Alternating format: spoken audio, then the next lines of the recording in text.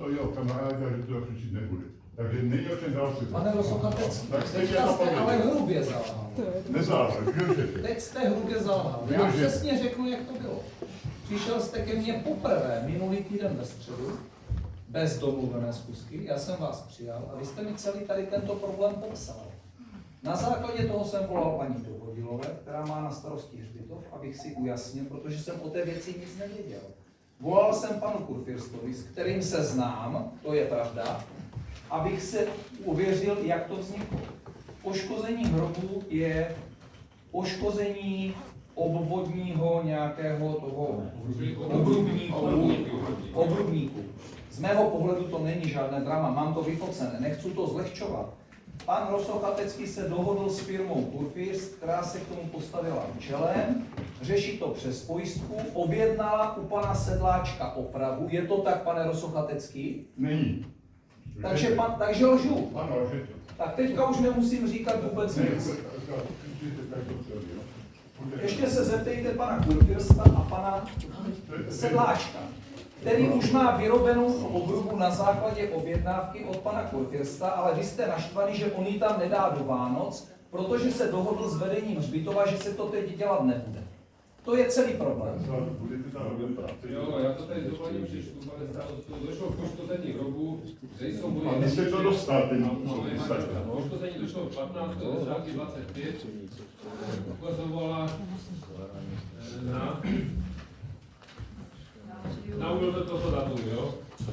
Nechápu, proč nezavolala věc policii ČR a neuvědomila poškozeného. Nezajistila test na alkohol, majitel firmy, která to způsobila, se ozval 24.10.25, 15.10.24.10. Dotyčná dáma krátce zbytová mě nechala čekat na řečky 30 minut, nikoho tam neměla, rozjímala.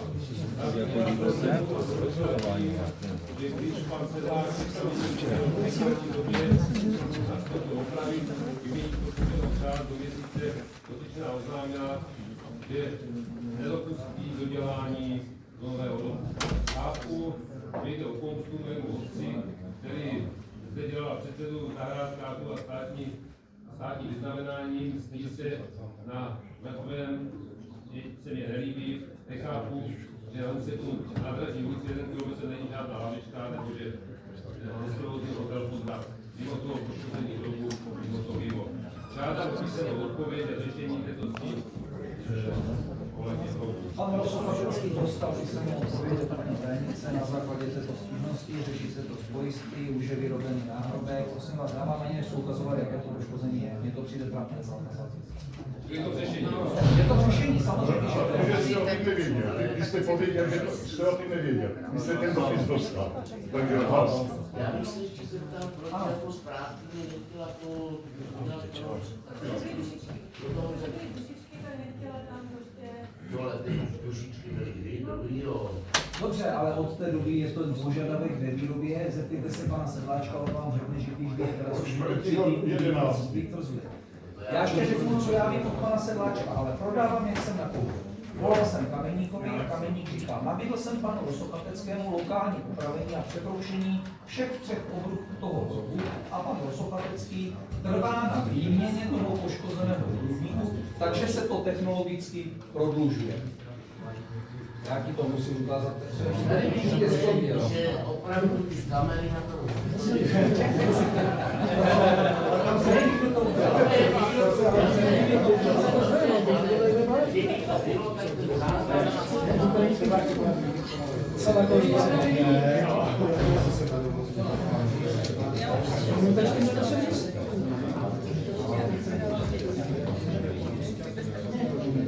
Já si myslím, že to bude dneska. Myslím, že přijde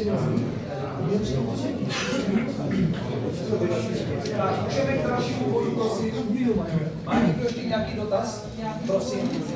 Monika Kořísková, dobrý den, já bych se chtěla obrátit především asi na radu města a chtěla bych se zeptat, na základě čeho zdrželi parkourné policii nebo v oblasti obchodu. Jde mi tedy hlavně o parkovací karty roční, které se zvedly ze 3 000 na 5 000. Máme tady teda zdražení o 66%. ty roční parkovací karty využívají především, vlastně je to tak i v podmínkách vydávání těch karet, že jsou vydávány pro ty, kteří pracují a nebo bydlí vlastně v oblasti tady centra Bystřice pod Hostýnem, na těch ulicích Obchodní a Dolní. Takže se chci zeptat, jako, co vás vedlo k tomu zdražení těchto karet, protože určitě to nebude jako tak.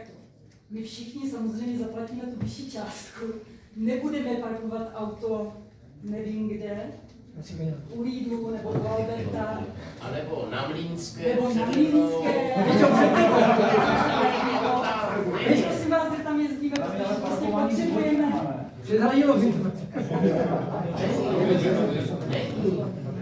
A já prostě přijedu dom a nebo... Ale ono to s tím souvisí, protože my jako nemáme kde jinde zaparkovat, takže my tam budeme dál parkovat, zaplatíme vyšší částku, ale mně to přijde opravdu absurdní zdražovat nějakou službu, kterou poskytuje město.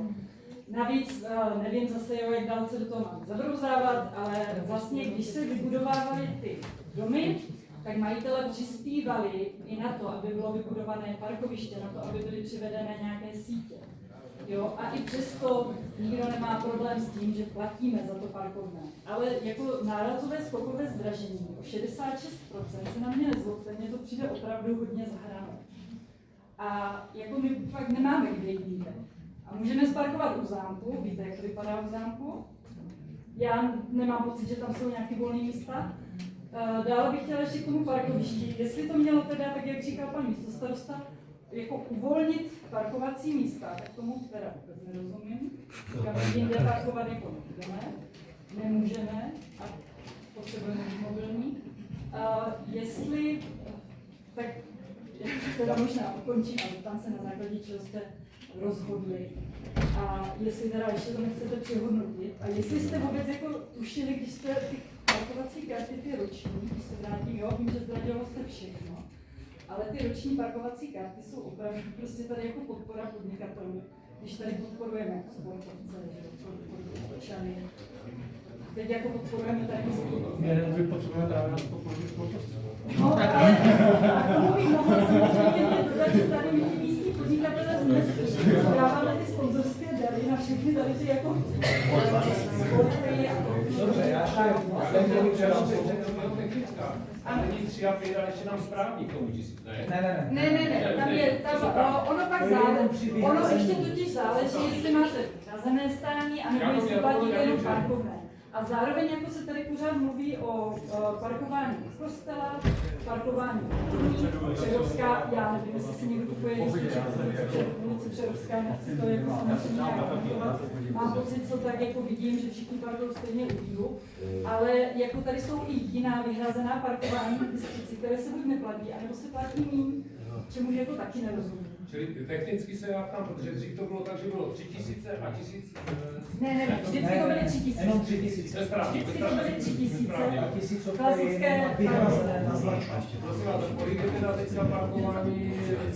Jo, a ještě bych teda chtěla doplnit, že jako, kde jste vlastně došli jednak na tu cenu 5000, protože když si srovnáme s Holešovem, tak v Holešově stojí roční parkovací karta 1500 korun.